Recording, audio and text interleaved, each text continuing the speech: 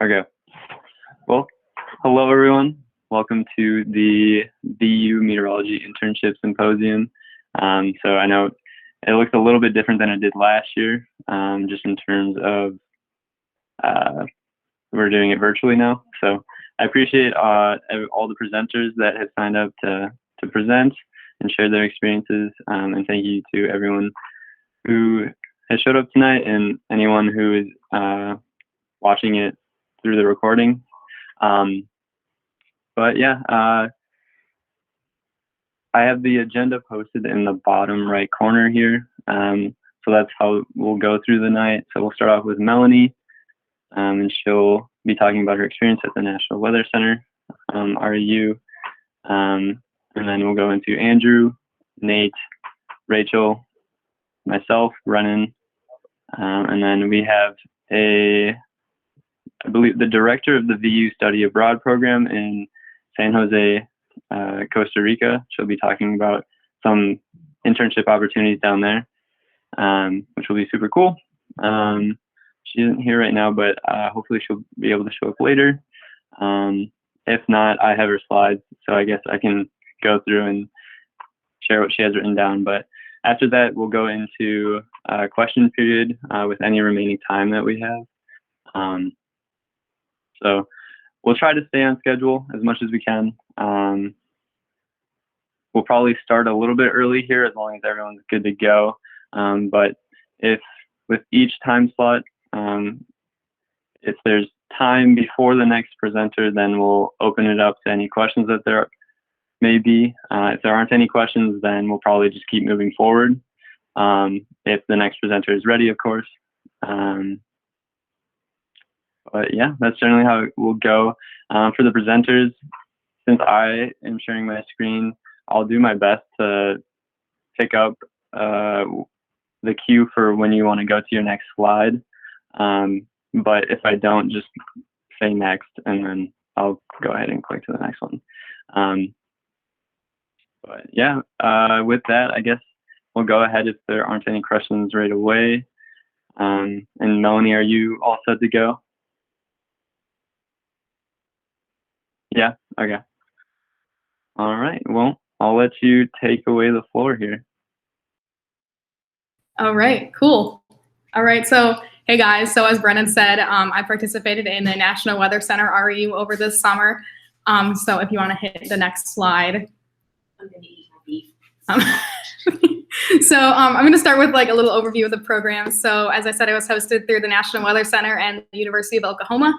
And it was supposed to actually take place in Norman, Oklahoma, but unfortunately because of the pandemic, it was forced online to virtual. And it lasted 10 weeks from the 26th of May to the 31st of July. And throughout that time, each student that was participating had their own research project, and we all got to write our own research papers based on our topic, as well as give an AMS-style presentation. And so we had 12 students in our program from a wide variety of different majors, obviously with meteorology and atmospheric sciences, but also we had people coming from math, physics, and computer science, and we had people coming from California all the way to Puerto Rico. So with everyone being at home and virtual, we had to do a lot of working around with like the time zones and stuff just because they were so far apart. But on the right side of the screen is a screen grab of some of the people. It's not everybody in it. I didn't have a screenshot with everybody in it. That's just one that I took from what they sent in the group chat. But so there's just some of us in there. And then in the top middle is the director of the program. Her name's Daphne. She was super cool. And the top left is Alex. She was the assistant director of the program over the summer. So you can hit the next slide. So a little bit more of an overview for the program. On the left side, you can kind of see where my like workstation was, where I just had my laptop and a second monitor pulled up, and that was, you know, just kind of moved around wherever I went. That was where I worked for the summer.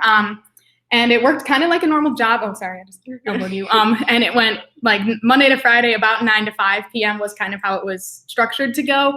It didn't always end up really being that long of a time every day, just because it being online, but it was supposed to run more 9 to 5 every day. And then most REUs, this is just kind of a side comment on general REUs, it is a paid internship. So most REUs pay between $5,000 to $6,000 if that's something that, you know, you're working 9 to 5 for 10 weeks throughout the summer. So you're getting like paid for that. And then so throughout most of it, we had like virtual group meetings almost every day, but those kind of decreased near the end of the program, especially when we were spending a lot more time working on our projects near the end. But these different like meetings that we had were different info sessions from like various people that worked in different sectors of meteorology, whether that be like, National Weather Service people, private sector, aviation, different research fields, all that kind of different stuff. And then also different speakers coming from all these different branches of meteorology. And then we also got virtual tours of various like offices out there in Norman, because there's a whole lot of different meteorology buildings out there. So we got to see like tours of, the National Weather Service out there. And we also, my favorite one was the Radar Innovations Lab we got to see a tour of, which was super cool. My project was based around radar, and I'll go a little bit more into that later on.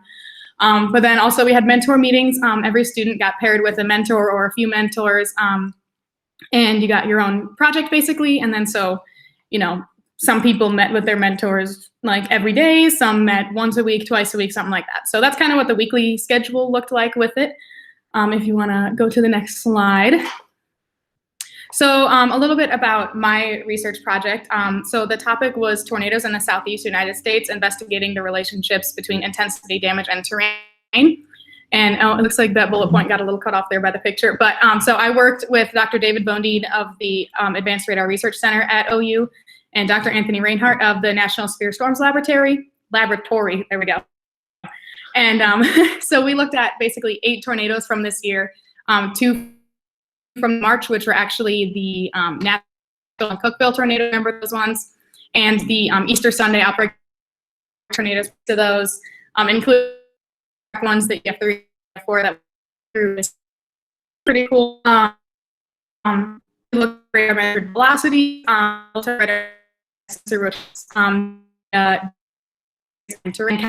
correlations between all of these variables, which you all different things for each. Relationships between all of those. So if you want to hit the next slide. Oh, and it's frozen. So, okay.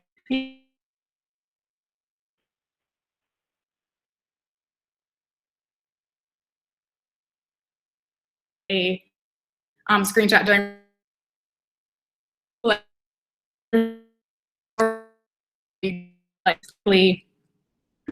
breezed over it. Let me know. I can send you the link to the paper or the presentation. And so, yeah, I guess next slide. I don't know if it's still frozen. Is everyone? Okay, there we go. So I figured that I would just kind of end this like little segment of talking about why apply for an RU.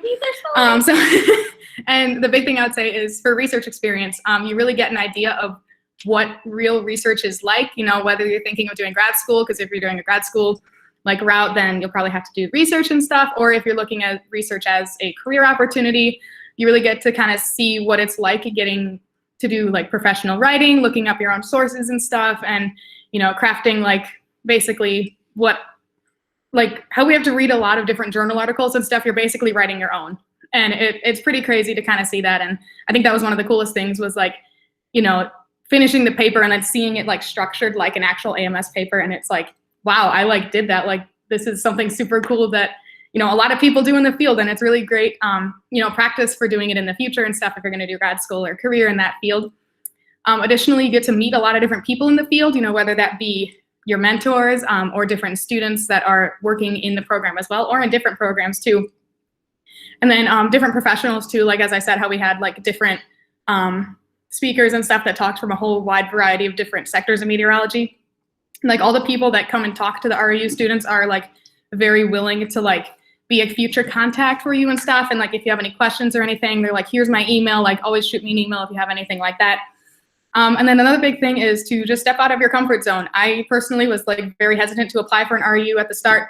I remember going into Adam's office one time and just being like, yeah, I really don't want to do an RU. And he was like, you should just apply and see what happens. And I was like, okay. So I applied to 3 of them and ended up getting this one. And it was a whole new experience. It was very like life-changing for me, I would say, just to kind of see a lot of different things and try new things and, learn more about being in meteorology and like looking at grad school opportunities, and to really just like build your confidence as well into, being part of the meteorology field. So with that, I guess that's all I had. Are there any questions?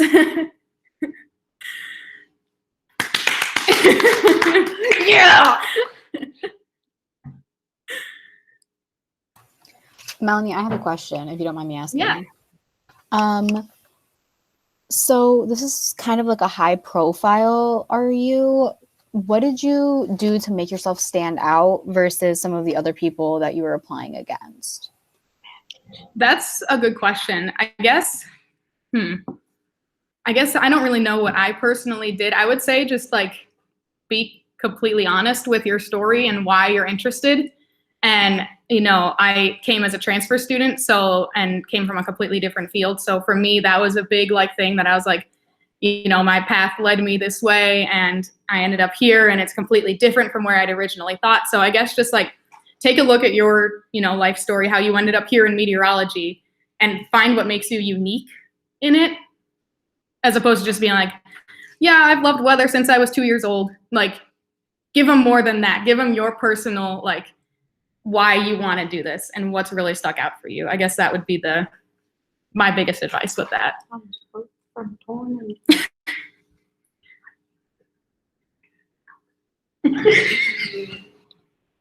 Cool. Sorry, my connection got spotty for a little bit, so I don't know. Did it freeze on a certain slide at one point? It did for me. I think it ended up being fine. Because you typically switch when I was like, said that. It was just everyone's videos froze on my end. Oh, okay. Oh, I apologize about that. If that happens again, I'll try to do my best to fix it. But I do have one question for you too. So you said with the whole process of applying for it, you looked at 3 different ones that you ended up applying for. I guess if you have any, how did that process look like for finding those different opportunities and then kind of dwindling down just to those 3 that you ended up applying for? Yeah, so honestly, I just kind of looked up Meteorology RU and like found a website that had like a whole bunch of different ones listed. I think there was like 20 some listed when I looked on the website, and, you know, just kind of clicked on each one and looked and skimmed through what their, you know, kind of stuff that their projects revolve around, maybe look at past projects and stuff and see like, okay, these people do a lot of stuff on severe weather. These people do a lot of stuff on tropical weather. And it's just kind of like different schools or different programs will have their own like subsects that they really like to look at. And I guess that's kind of how I narrowed it down, was, you know, looking for more severe weather type of things, or like remote sensing. So I applied to this one, and I also applied to the Huntsville REU, which they do a lot of remote sensing. So I would just say, you know, if you're looking for one, just look up a list of all of them and like just see what, you know, look at past projects, see what interests you, if like, because they'll do stuff like not exactly the same, obviously, but like along the same kind of lines like that. So yeah, I guess that's kind of how I narrowed it down. It was just like found the ones and I was like, oh yeah, this seems kind of cool. I would like to do this. So sweet. Thank you, Melanie. Yeah, no problem. Yay! I'll leave it open. We have a few minutes until 6:50, so if there's any other questions, feel free to unmute your mic, or you can send it in the chat as well, if you're in the Weather Center and cannot talk. I'll leave it open here a little bit. Claps all around. What were some of the other schools that people on the project were from? Oh dear. Okay, let me think. So I had one girl from San Jose State. She was doing meteorology. There was one girl from Huntsville also doing atmospheric sciences. Some other school in Oklahoma. It wasn't University of Oklahoma, but he was doing computer science. College Park, Maryland. Trying to think. There was like so many different ones. I mean, people were from all over the place doing it, and Heck yeah. yeah, trying to think who the other ones were. Yeah, there was a bunch of them. Just everyone was from somewhere different, which is pretty cool. So.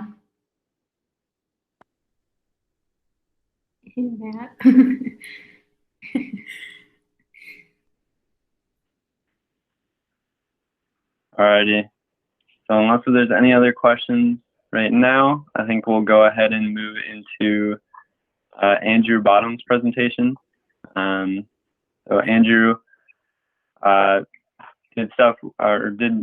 the opportunity with NSEP, and so I'll let him go ahead and introduce himself. All right, hello everyone, and thank you, Brendan. So for those of you that do not know who I am, who are watching this, my name is Andrew Bottom, and I'm a senior here in the meteorology program this year. So this summer, I was an intern for the National Centers for Environmental Prediction and NCEP internship program, and I was placed at the Weather Prediction Center. So my project that I had was to simplify the process for the National High and Low Temperature Project. And I had two mentors, Mark Klein, who is the Science and Operations Officer at WPC, and Greg Galina, who's a meteorologist there. And Greg is actually a Valpo alum from 1999. So it's kind of cool, you know, working with him and talking about BART with him. So go ahead and move to the next slide. So I'll go ahead and give you a little background on the National High and Low Project. So it reports the most accurate maximum and minimum temperatures for the continental United States. And it's updated 4 times a day at 0, 6, 12, and 18 UTC. Next. So currently, forecasters search around multiple websites and other National Weather Service data to get the temperature information, which is a very time-consuming process. And my goal this summer was to create an interface whereby the forecasters are presented with a list of the highest maximum temperatures and lowest minimum temperatures across the continental United States to create the high-low product, select the stations they want, send the product, and therefore cut down on product completion time. So the most practical way of achieving the goal was to set up a graphical user interface, a GUI. And the GUI was coded using the Tinker and Pandas packages in Python. And different parts of the GUI help to accomplish the goal of the project.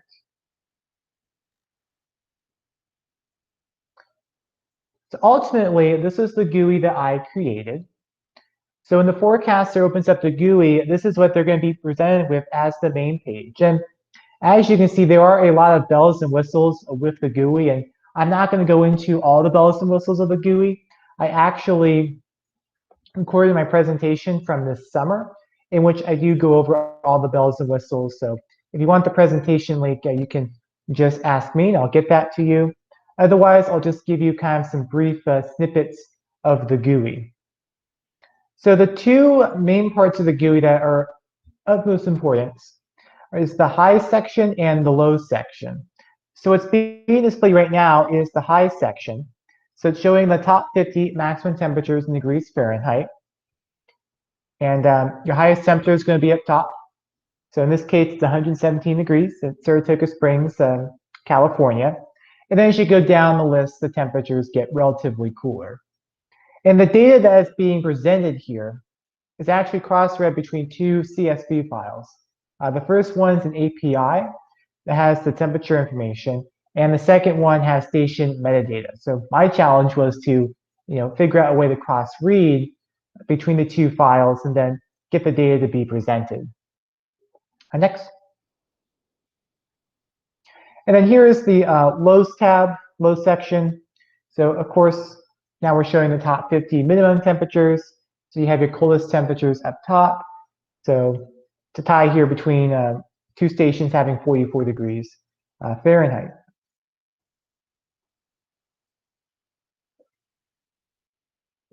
So ultimately, the forecast needs to get this product into a final text file to be disseminated onto the WPC website and also onto the social media accounts and the archives. So the forecaster can make that text file using the Edit and Submit Product window that I built into the GUI. So when the forecaster opens up the window, they are presented with that picture you see on your screen right now that basically has the text file. And the high and low temperatures will default to the stations with the maximum and minimum temperatures as seen on the main page of the GUI. And the forecaster can go in and make edits. Let's say if there are verification issues or other data comes in that's not in the GUI that suggests otherwise. And when the forecaster is done, they press export and their job is done. So I want to use the rest of my presentation time to give you a little bit more background into the NCEP internship and to give you some tips if you're interested in applying either this summer or for future summers. So normally the internship would be held in person at NCEP HQ in College Park, Maryland, but like Melanie, it was held virtually this summer, and it actually worked out very well in the virtual environment. So a few other things that I want to mention is that you do get a $5,000 stipend, which is nice, and then you also work for 10 weeks. So this year is June 1st through the first week of August 7th. So I was placed at the Weather Prediction Center, but you can be placed at other various centers. So this year we had people at the Climate Prediction Center, CPC, Ocean Prediction Center, OPC, Meteorological Development Laboratory, MDL, and then you as of this summer, the Office of Atmospheric Research, OAR. And most of the time is spent working on your project with your mentors. So I had weekly meetings with my mentors to kind of guide me and help me along the way. Next. So in addition to my project, which took up most of the time, I also took part in seminars with the other interns to learn more about NCEP offices and NOAA, and either the director or a high-level management person led the seminar. So our seminars include Louis Ucini, who's the director of the National Weather Service, Mary Erickson, who's the deputy director of the National Weather Service, Ken Graham, the National Hurricane Center director, Russ Schneider, who's the Storm Prediction Center director, and that image that you have there on the bottom right of the screen is actually a photo I took from our storm prediction seminar that we had back in July. We also had Bob Maxson, who's the Aviation Weather Center director, and then Greg Carbon, who's the Forecasting Branch Chief at the Weather Prediction Center. So I highly recommend you apply even if you have a little interest. I basically had little to no interest when I applied back in January, but I did. I got in and took the chance, and definitely worked out very well. And I learned a lot. It paid off. Everyone I worked with was nice and wanted to see me succeed. There is a link to the application, and I did check, and the application for next summer will open up in November and will close on February 1st. For required documents, you do need a resume, a transcript, 2 letters of recommendation, and a 2-page personal statement.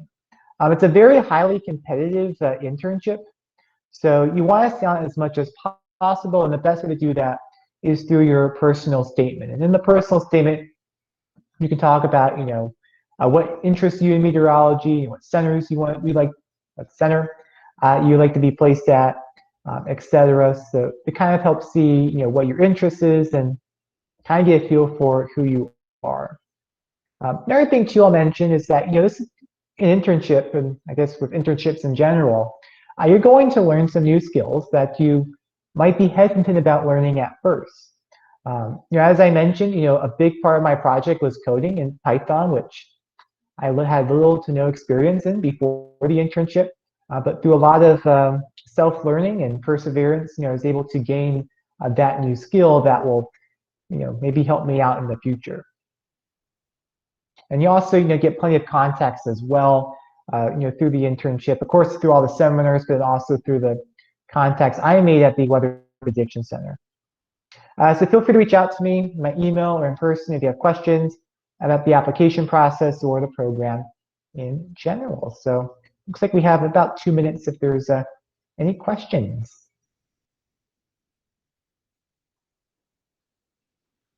Go ahead, Peyton, sorry. I would have the same question for you that I'd have for Melanie. What did you put that made you stand out?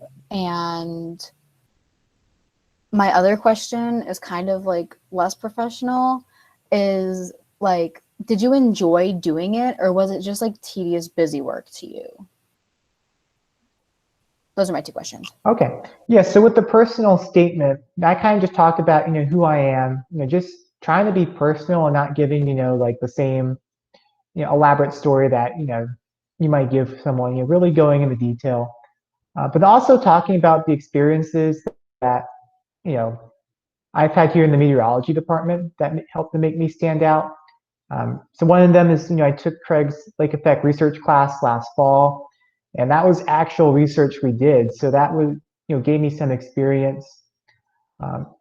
Also talking about other, areas that you have expertise in. So I think I mentioned ArcGIS because I took GIS my sophomore year. Or what else did I put? It's been close to a year since I wrote the statement, so it's definitely been a while. If you're interested in applying, I can definitely show you my statement and help you along the way. And then, in terms of it being busy work, to me it really was not, because the National High-Low Project is a big thing at the Weather Prediction Center, and they gave me a very important job to help simplify the process, and they were very grateful for the work I did, and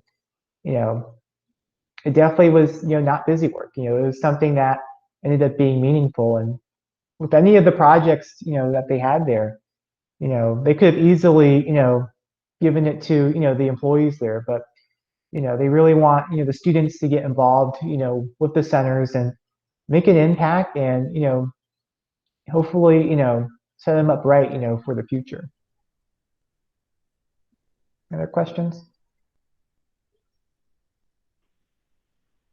Well, awesome. Thank you, Andrew, for a great presentation. It looks like we're at 7 p.m. here, so if there's any other questions for Andrew, we got Anna clapping for you. If there's any other questions, if he's able to stick around to the end, we'll have time then. Otherwise, you can reach out to him with his email.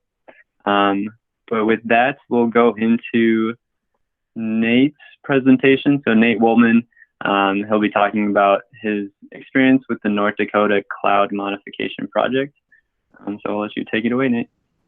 Yeah, that's right. Thanks, Brennan. And sorry, Brennan, also my slides are interactive, so you're going to have to click quite a bit. All right, thanks for stopping, Andrew. But yeah, go ahead, Andrew. Brennan. This is my second summer. As you can see, I did this last summer as well. So this was my second summer. Here's a quick rundown of the project. So cloud seeding began in North Dakota in the 1950s. It's been going for, a good 70 years now. It was started in 1961 by farmer Wilbur Brewer and pilots Bill Fisher, who actually is the father of the farmer that we stayed with. And behind this text here is his farm. So his house is hiding in the trees in the bottom left there. And that white house right behind the grain silo is actually our house. The left window facing us is my room. So you can see our neighbors are cows, as you would expect in North Dakota. But they began the cloud seeding business, and it formed Weather Modification Incorporated, which still exists today. In 1975, a state water, it was handed over. The board was created, and it was created as a division of the Aeronautics Commission. Then in 1976, state cost sharing began with 17 counties at that time. Brennan. And then participation quickly dropped in the eastern part of the state. Oh, sorry. But remained in the west. All right, now you're good. I'll let you know when it's the last one. All right, so cloud seeding techniques, keep going. Base seeders, so stop here. There's base seeders and top seeders. Base seeders basically are on the base of the thunderstorm. They're flying around the bottom of it with wing-mounted generators. You can see them in the photo there in the background, and the top one. They also have burn-in-place flares, a flare rack. So if we need a little extra boost to diminish the hail in the thunderstorm, we use the flares, pop a flare, or light a bip, as we call them. So pilots like doing those because they look like sparklers. Top seeders, then they drop dry ice and ejectable flares through the thunderstorm. So they actually fly into the thunderstorm and through the towers as they're going up to diminish the hail before it can even be created by the mature thunderstorm. So personal project duties, provided occasional forecasts. This last year I was providing daily forecasts as the forecaster, but this year I was out in the remote project sites. So I was actually at the radar, working at the radar, directing missions. Most of the time I was there, but every so often, during vacation or if the forecaster was gone, then I had to do the forecasts. Also assisted with the ARBCON rain gauge network, so we provided rain totals and updated it. We were always monitoring weather trends because, like I said, we're out there running the missions. So if there's a storm going up, even at 2 a.m., we've got to be alert and awake enough to know it's happening. So yeah, that does mean a lot of long nights if you like to. I chose to do those long nights because I was paid hourly. So they paid me quite a bit of overtime. I racked up 90 hours of overtime because I worked long hours. So, but also then you got to do the fun stuff. So when you weren't monitoring and, as storms popped up, then we had to manage and direct using direct the aircraft in missions using radar and other observational data. So being in far southwest North Dakota, we're in a radar hole. So the only radar we have is our radar, which you can see there in the bottom right. That's a cross section from our radar, and the radar's on the left there. And then at the top, that's actually Rapid City, and it's a 3D scan using GR2. So give us a cool, that's how we distinguish whether or not there's a hail threat, and both those storms are definitely hail threats. They have quite a bit of hail in them. Oh, we also got to go flying with the pilots, so that's pretty fun. So economic impacts, annual benefits from 9 crop studies range between $12.2 to $21.16 per planted acre. And so the project's costs, next, Brennan. With 5% rain enhancement, it's $21.2 million annually, $9.19 per acre gained. There's only about $1 million spent on the project each year. So these are major cost benefits for the farmers who pay for it. Next. In addition of the 45% hail suppression, which adds about $7 million annually, or $3 per planted acre. So these farmers, obviously, their entire livelihoods are spent farming. This is their entire crop, and especially during COVID, protecting their crops meant something special to us because this was their livelihood. So if they lose their crops, they lose their way to make money. So experiences to learn operational forecasting for specific regions. North Dakota is very specific in that it's much different from here. Seeing thunderstorms go up when there's 200 joules of CAPE is something you don't really think would happen, but yeah, it happens. There's real world uses of cloud modification. Next. Operating and fixing radars when they break. Yes, it happens, especially when you're running missions and you need them not to break. And directing multiple aircraft in high stress scenarios. So why to apply? As you can see all these gorgeous photos, you get to see some pretty awesome views. There's operational experience second to none. You get to apply classroom knowledge to real life. It's fun, laid back work environment. As my pilot puts it, there's no other job out there where you get the nice days off. And it's very true, because if we have the day off, it means there's no storms, it's bright and sunny, and we get to go hiking. So pretty chill, laid back work environment. But then when there is storms, obviously it's pretty high stress. They also love our meteorology program, and we have had a decade now of consecutive Valpo employees. Oh, and getting to fly in thunderstorms is pretty fun. So I created a little video, show you the 2 flights I got to, well, 2 of the flights I got to go fly up in the front of. Brennan, I don't know. Are you going to be able to, do full screen, probably. Yeah. So I don't know can you hear the audio right now? I cannot, no. No. Yeah, that's okay. Could you just full screen it? Yeah. We don't need the audio. I can just talk. So this was the base here. I got to go, this was my first ever flight. You can see I'm directing my pilot to the different cells that we had to go towards. This was a hail mission. We were obviously in the base seater, like I said. So this was the first kind of chance for me to get up front and fly. This is Google Meet's fault because that video is much better looking with, not the poor connectivity, but there you can see me doing quite an aggressive turn, my first turn in the aircraft, and my pilot kind of nervously hovering over the controls. He's like, what am I doing?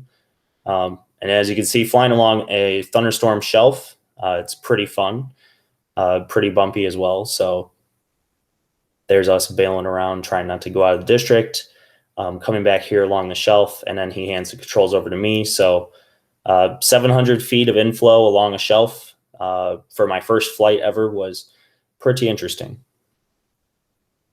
So second flight, and this one was with a certified twin engine pilot, I should say instructor. So I actually got to log these hours. This is with the top seater, so it punches through the storms. I didn't include a video clip of it, but I included this video clip to show you guys just how quickly that tower goes up in front of us. That was our initial target. And so then by the time we get all the way up here, our pilot says, all right, let's bail. We're not going into this thing.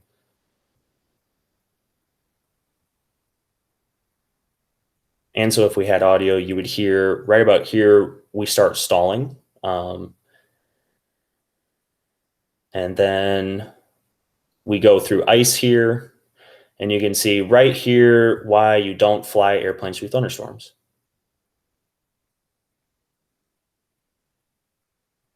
So Brennan heard the audio from that. I don't think anyone else did. Basically, the engines got completely stalled out because we hit an updraft and we hit our heads on the roof, which is why you saw the camera jolt around.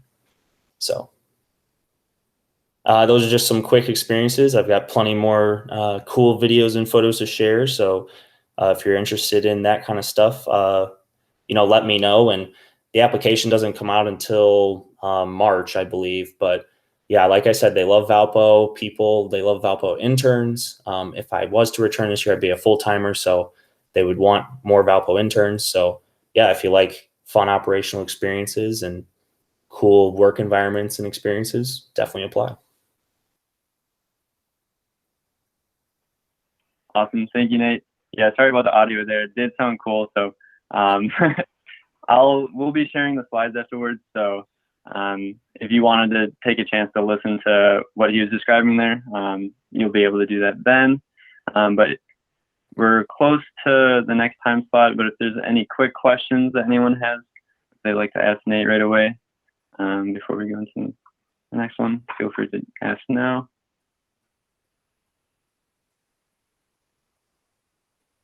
Okay, so it looks like we'll head into the next one. So our next presenter will be Rachel Kennedy, who had worked through the NWS Pathways program, and specifically at the NWS Bay Area in Monterey, California. I think I pronounced that right, but I'll let her take the floor. All right, so this summer I worked with my local NWS station, NWS Bay Area, as one of their Pathways students. I had actually volunteered with them a year earlier, so I'd already been inside the station a couple times, which was helpful after we ended up going online due to the pandemic. So if you look at like the picture on the left, that's me. Oh, that's me and the other girl. She was the other Pathways student for the NWS Bay Area for the summer. She was a hydrology intern. And so if you don't know much about the Pathways program, there's basically two sections, the meteorology section and another hydrology one. And I think there's like some more for different areas, but for the NWS, we had meteorology and hydrology. And so we kind of joked about it. We were like, well, Andrea doesn't have much to do because it's California during the summer, not much hydrology going on. But we both had stuff to do because a lot of what I did was looking at digital aviation service tasks and then comparing them to forecaster TAFs, which if you haven't taken aviation, you should take that this spring. And plug for Adam because it was a good class and I recommend it. But my project focused a lot on comparing these two TAFs because we wanted to see how well they were forecasting for the marine stratus, which I found a picture online to show you a better version of it. But that's basically what the marine stratus in the middle looks like on a good day when it gets going. And then the picture on the right, you can kind of see it all the way in the background. I took that on one of the days I got to go in and I got to go into the office. And so Pathways is a paid position and you are a federal employee for as long as you're a Pathways student, which does mean federal employee laws do apply to you, which is something to consider when you are applying. We had around 16 meteorology students this year and about 6 hydrology. The stations have to put in for a Pathways student, so not every single station offers this kind of program. And then if you go to the next slide, Brennan. So why you should apply to Pathways, it does give you really good experience working with the NWS and helps you to gain a lot better understanding of what functions the NWS does. Like I got to look more into the emergency management aspects and the aviation services aspects, because those were 2 things that really interest me. It really does help you to see what working in the public sector is like, and then what services the public wants from meteorologists. I got to go into the office a couple days because I live pretty close to the station. And so I would be sitting in there and people call the weather service a lot. Sometimes they just want to talk to you about their air conditioner and the hot weather, and other times they want a very localized forecast for the San Francisco region. Both we provide, but it's always a toss-up what they want from you. And then there's emergency management meetings that we coordinated with the local emergency managers for different counties. I got to sit in on one of those, which was fun. Pathways will help you to make connections with different offices that are helpful for applying after graduation if you want to work there. And then if you want to work in public sector meteorology, Pathways is just a really good opportunity to get your foot in the door and to help you like progress farther on in your career. Then if you want to go to the next slide. I have a couple tips I have for applying to Pathways. So make sure your cover letter is really applicable to the position and gives a good impression of who you are and why you're interested in Pathways. Like I talked about having volunteered with the NWS before and how I really enjoyed it, and it changed like my aspects in life and what I wanted to do with my life, like what my end goal was. It is important to make sure you're looking at the cost of living in the locations where you are applying to. I know that like when I applied, I didn't entirely look. I just kind of picked 3 stations that I thought was interesting. Like I picked Seattle, Reno, and the Bay Area, which are 3 of the more expensive areas to live in. But I ended up living at home, so it didn't really affect me that much. Be yourself in the interviews. It's really how they get to know you. And the interview questions are a lot more unique than you would expect. They're a lot more about how you would handle certain situations and like how you work together in teams and like what kind of communication aspects you can get. I interviewed with NWS Reno and NWS Bay Area. And when I interviewed with NWS Reno, I was asked if I could put a new NWS station anywhere in the United States, where would I put it and why? Which was not a question I was expecting at all. So they'll ask you unusual questions like that. And then volunteering with your local NWS station after things go back to normal is also a good way to get to know people within the NWS. Because when I interviewed with the meteorologist in charge for the NWS Bay Area, there was a pretty big difference between my Reno interview and my Bay Area interview because they already knew me at the Bay Area and she already knew a lot about me, which was cool. And then I have a little bit about my project on the next slide. So a sort of a quick look at my project is we were comparing TAFs from 7 different airports within the Bay Area, and we were looking to analyze whether or not the digital aviation service model, was correctly forecasting for the marine stratus deck. And then if they were correctly forecasting it, if they were getting the heights within 3,000 feet, and then 1,000 feet and 500 feet, we wanted to see how accurate they were doing it, because the NWS is hoping to shift to digital aviation services produced TAFs eventually.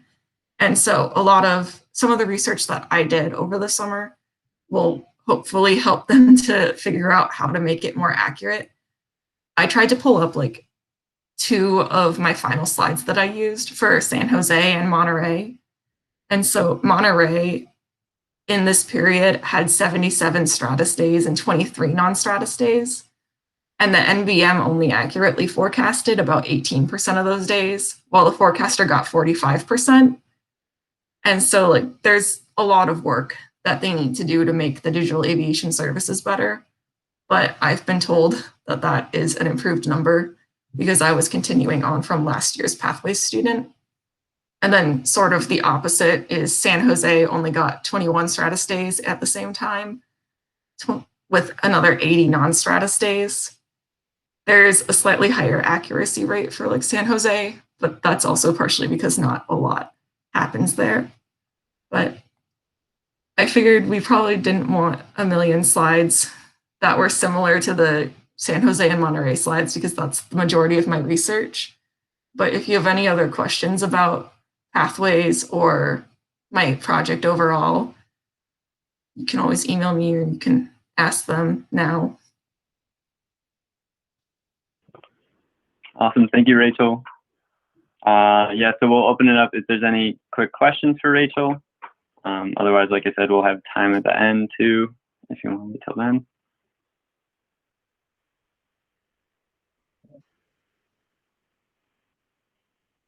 Class in the chat. Alrighty, so it looks like we'll go ahead and move on to the next presentation here, which will be myself. So excuse me if I'm looking to the right of the camera. I have another setup here, so I'll be looking at that. But yeah, hello, my name is Brennan Detman. I will be presenting on my experience with the NOAA Hollings Undergraduate Scholarship Program, and then my summer internship that I did through that scholarship, which was a wind gust climatology at the National Weather Service in Juneau, Alaska. So just a quick outline to show you what I'm going to talk about. I'll talk about the Hollings Scholarship in general, and then the application process that I went through, and then the research that I went through, and then my experience with the National Weather Service and with NOAA.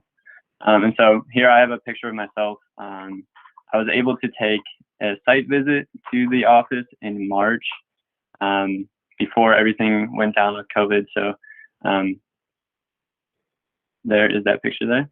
And so what is the Hollings Scholarship? Just a quick run through. It provides a 2-year academic assistance. So it's primarily a scholarship, which is helpful for college students. So it gives you up to $9,500 per year. So that's for both years you get roughly $10,000 in scholarship money.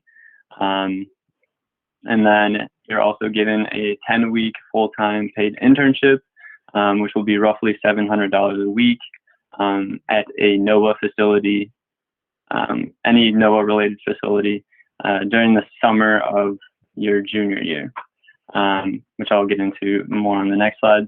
And then you also get an opportunity to present at multiple conferences, including the end of summer Symposium through the scholarship program in Washington, D.C. So there was also a scholarship orientation meeting in D.C. This was taken in 2018, if I remember correctly, 2019. I don't know. Everything's blending together. But yeah, so this was me and a few of my cohorts at the Washington Monument. So we had some free time during our scholarship orientation, which was about a week long in the middle of July. But yeah, it was a good time. And then the application process. So I've included the link here, but it's through their website, and you have to complete the scholarship application form, one personal statement or essay, submit an official college transcript,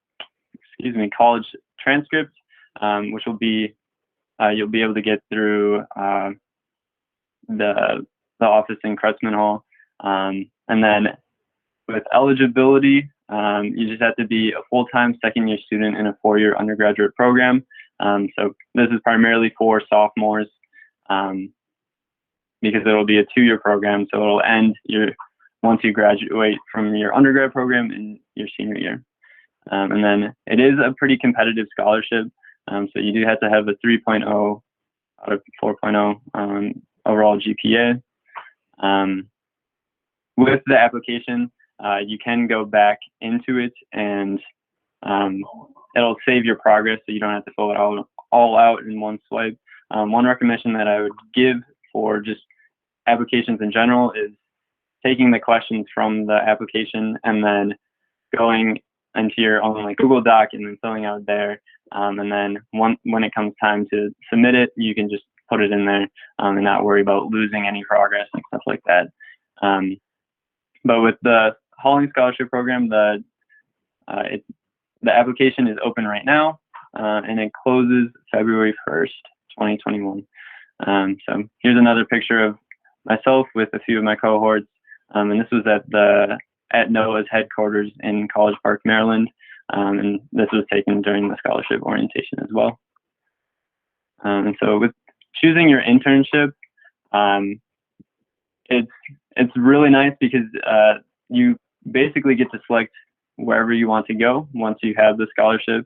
So there's different branches with NOAA that offer the internship opportunities. So the primary one that a lot of meteorologists will go into is the National Weather Service, but you also have the Office of Oceanic and Atmospheric Research, OAR, the National Environment of Satellite Data and Information Services, NESDIS, so working a lot with satellites. You have the NOAA Marine and Aviation Operations, the National Ocean Services, and then also the NOAA Marine Fisheries Service. So they select about 125 scholars each year. And I want to say that's out of maybe 500 or so applications. But as you can see, there's a wide range of people who apply. And so I would say maybe a third to a half of them were meteorology majors, and then the rest were kind of fisheries related or other STEM related majors as well to there. But within each of those branches, there was up to 100 of available opportunities within each branch. So you really, it's a nice opportunity to get to go through and select a place based off of location and research topic. And yeah, we'll go into the next one here. So I chose to go with the National Weather Service in Juneau, Alaska, with the project of a wind gust climatology project. So just some background for those of you who aren't aware, Southeast Alaska, which I have a Google Maps image of here, has very complex terrain, so a lot of mountains right along the ocean there, a lot of islands as well. So that makes it really hard to forecast the wind. And so they were looking to improve their wind gust forecast. So they had me come in and the research process. I pulled data from 97 unique observation sites. So that's what this image is showing here. All of these dots are just different locations of observation sites. So red is land, purple are inner channels, and then blue is buoys out in the Gulf of Alaska. But yeah, we pulled those pull that data, and then I calculated a gust factor by dividing the sustained wind speed by the gust wind speed, and then put all that data into Python and R to create power models.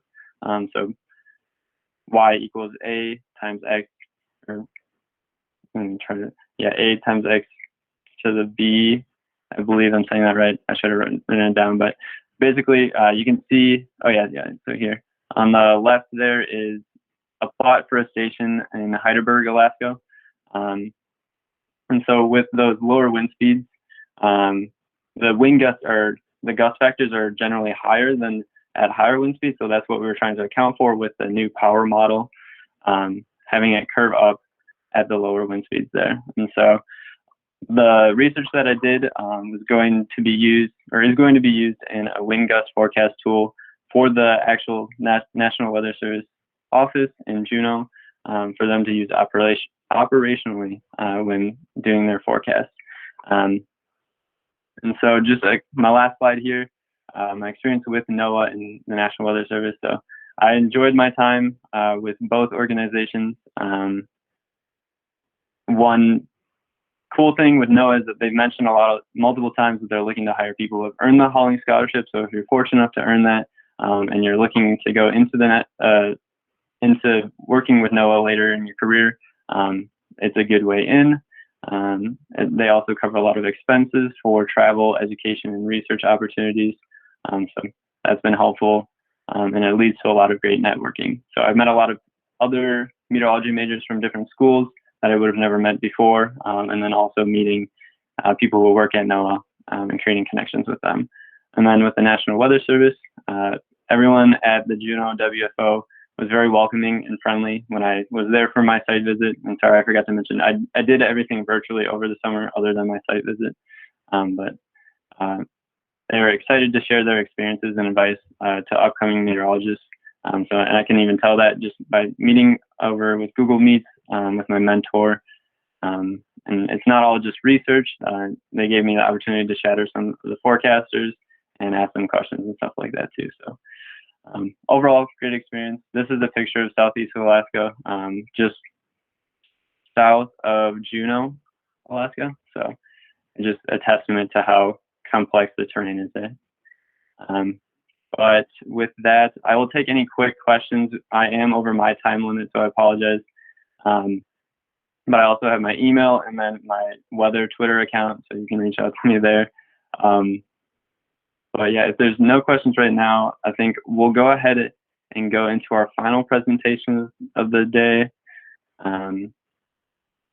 So we'll have Heidi Michelson. I apologize if I'm pronouncing your name incorrectly, but she is from the VU Study Abroad program in Costa Rica. So I'll go ahead and let you take it over. I'm going to be doing my best to advance to the next slide, Heidi, but if there's a moment where I'm not doing it, just let me know and you can say next, and then I'll go to the next slide for you. But I'll let you go ahead and introduce yourself. Okay, great. Thank you, Brennan. I'm Heidi Michelson, as he said, and I've lived in Costa Rica for 23 years and have been doing the VU semester program and summer programs in Costa Rica since 2011. So we've had a lot of VU students, and I'm here to tell you about a summer internship that a student did 3 years ago. Okay, so some components of the program is that the student can decide how many weeks to do it. Can be done for a minimum of 6 weeks up to 12 weeks. And unless the student is like a native speaker, we suggest and prefer that a student take Spanish classes. And we usually have other VU students taking different kinds of internships, so we can have 3 to 6 other VU students. So you have a cohort there of folks to hang out with. And the internship is at the National Meteorological Institute, which is, okay, next slide. which is the equivalent of the National Weather Service. It's in downtown San Jose. The student took one train ride from our neighborhood, which was a whole experience too, learning how to take public transportation to work. And the main office works 12 hours a day, and the airports have 24/7 coverage. Next. So this is the main weather forecasting entity in the entire country. It's responsible for producing a forecast every day, and all the major news channels take their data from there. Next. So this is the inside of the building. The interesting thing is that Morgan Overstreet, who did the internship here, her level of Spanish was low. She'd had maybe Spanish in high school. But she said it really wasn't a problem because all the machines and the terminology was the same. The machines were the same that she was used to. And her colleagues spoke some English. So she definitely practiced Spanish during the internship, but was not hindered by having a pretty basic level of Spanish. Next. So this is a map of Central America, or part of Central America. And it's very interesting weather patterns because we have two coasts, the Pacific and the Caribbean, Atlantic. And we get the tail end of some Caribbean systems, tropical storms and hurricanes.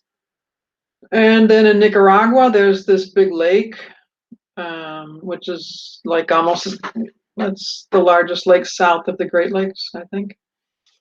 And can't see it here, but Costa Rica has very high mountains. Highest mountain is over 12,000 feet. So we have a range of mountains running down the spine of the country, which is the Continental Divide. Yeah, go ahead. And here's a picture of some of the satellite dish and so forth that they have up. So what did the student actually do there? She translated 2 journal articles, wrote forecasts for the entire country, translated weather warnings, made graphics for the TV stations, did weather briefings with the airports, and wrote TAFs. I have no idea what that is, but I assume that you all know what that is. So all the instruments and machines were the same, and she said it wasn't hard to communicate. Next. She also participated in an environmental fair, which was several days running. I think it was like 3 days, which was an educational thing with a lot of different government and nonprofit organizations educating the people about environmental issues. And she taught the staff some English. So this is mostly her presentation. She said, why study Spanish? Well, all the data used for forecasting, the forecasting models in Costa Rica are from the US. And she thought that being able to understand their language would help with connection further on. In Europe, most people know about 3 or more languages, and English is not the language they will always learn best. I don't know. I was thinking about the Spanish in terms of people who end up doing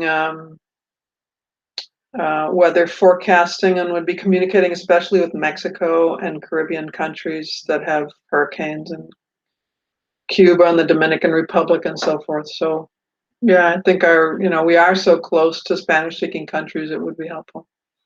So here's a little about the Spanish classes. You can take them for 3 to 6 credits, and they're valid with the BU Spanish department. And it's with other students from other countries, and they're very small classes, so you really get to individual attention and practicing your Spanish. Oh. And the housing is normally with host families. With COVID-19, we have this next spring, we're going to be having students live with other Latin American students, but it'll probably be back to host families depending upon the coronavirus situation. And there are a lot of field trips and weekend excursions. We're just going to go through some of these pictures. Go. That's a VU student in the front right there. Kimmy, I think. No. Next. Next.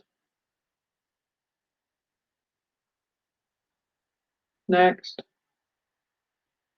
There's a VU student at the top of this picture, Jenna Johnston. She's a current student with the hat on at the top. Next. So this is not a paid internship. So one has to pay for the experience, room and board and housing and the classes and so forth. But there is some possibility to use your financial aid, and our organization has some scholarships available as well. So let us know if you're interested, and let's talk. Next. Okay, so this is the last slide. Our organization is called the Praxis Center, and there's the website, praxiscentercr.org. And there's my email. And you can also talk to the Valpo Global Education Office, Aaron Kunert. And on the bottom is the VU student's address who did this internship, Morgan Overstreet. She couldn't be with us today because she's working. Yeah. Okay, that's all I have. Questions? Awesome. Yes, thank you very much, Heidi. We'll open it up to any questions that anyone has for her. Feel free to unmute your mic or type it in the chat as well.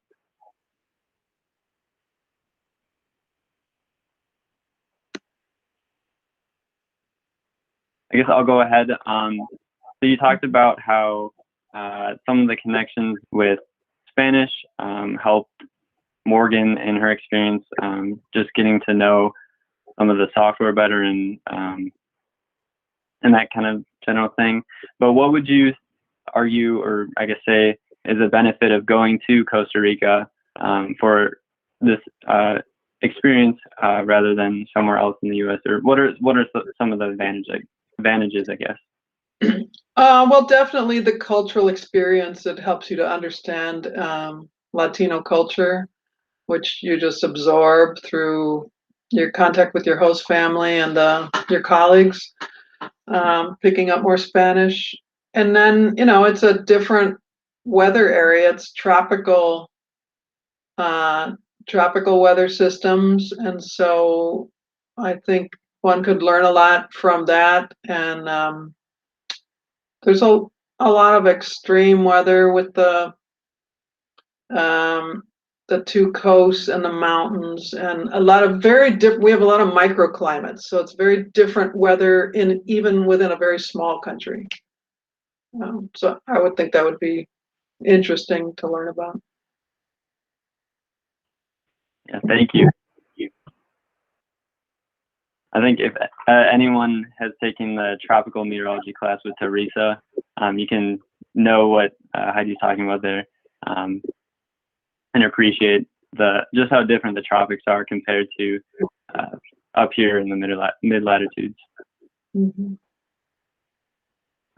But if there's any other questions, feel free to ask right now.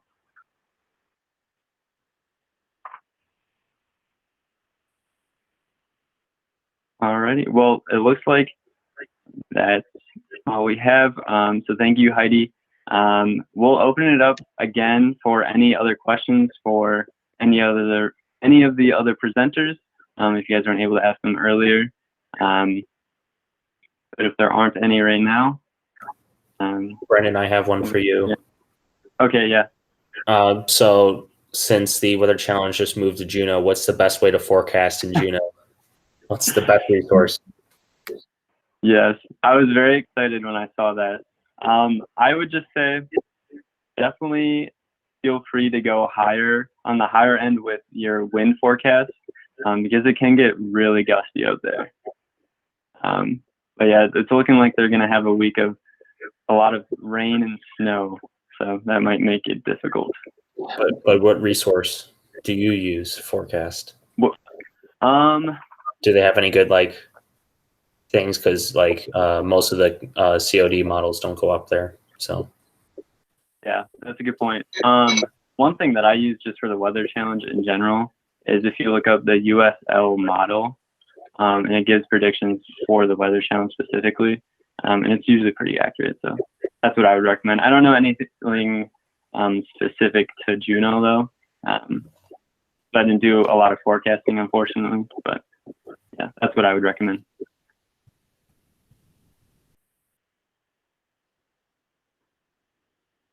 Looks like Peyton, did you have a question, or was it? I was just going to say a question for upperclassmen in general. How do I not forget to do my weather challenge thing every day? Because I have like 3 alarms set at 3 different times of the day. And not only do my forecasts suck, but I've missed a bunch of forecasts, and I have no idea how I'm ever going to get points. Yeah, I mean, I'd say so with the weather challenge and with everything in general. We need Mateo in here. That man Yeah. is a weather challenge legend. Yes. I'd say just writing down or setting reminders on your phone is a good way to help you out, or just writing down if you use a planner and stuff like that. Those are usually good ways.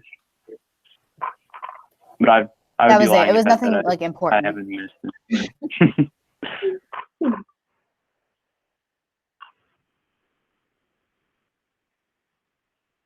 All right. Is there any other questions right now? I'll check the chat.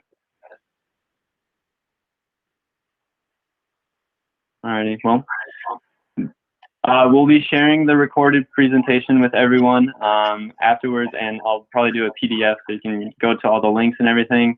So if you don't want to ask a question right now, you can feel free to reach out to any of the presenters with their emails or whatever they shared to contact them. But yeah, I guess we'll end it here. So thank you to everyone who stopped by. Thank you to all the presenters for sharing your experiences. Hopefully we can continue to spread the Valpo love throughout the U.S. and even Costa Rica and beyond. Yeah, thank you again. Thank you for setting this up, Brennan. Yeah, no problem. No problem. Thanks, Brennan. Thanks everyone for coming. Bye, everyone. Thank you. Thank you. Bye, guys. Thanks, Brennan. Yeah, no problem. Have a good night, everyone.